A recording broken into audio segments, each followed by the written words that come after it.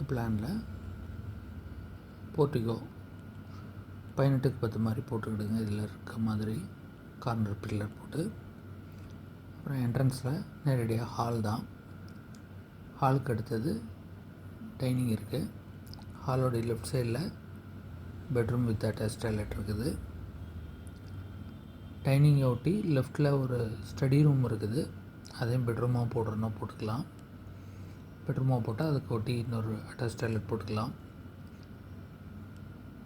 டைனிங்க்கு right சைடில் இன்னொரு bedroom இருக்குது, அதுக்கு அட்டாச் டாய்லெட் இருக்குது.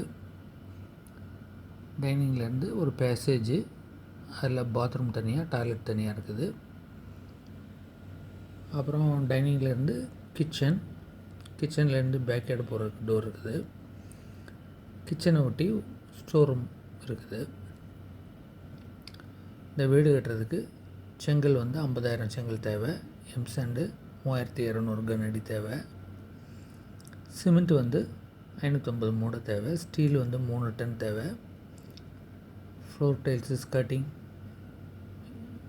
எல்லாம் சேர்த்து 1300 ஸ்கொயர் ஃபீட் தேவை. Bathroom attach toilet, floor and wall tiles 500 square feet தேவை. அந்த டெரஸுக்கு போடுற கூட கூலிங் டைல்ஸ் 2500 நம்பர்ஸ் தேவை.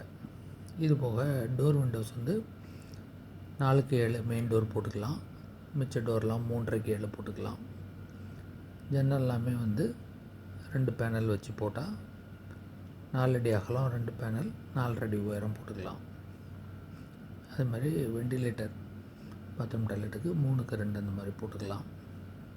பெரிய விண்டோ வேணும்னா 6 அடி அகலத்துக்கு 4 அடி உயரம் அந்த மாதிரி போட்டுக்கலாம். பிளிந்த் ஏரியா 1175 ஸ்கொயர் ஃபீட் இந்த வீடு.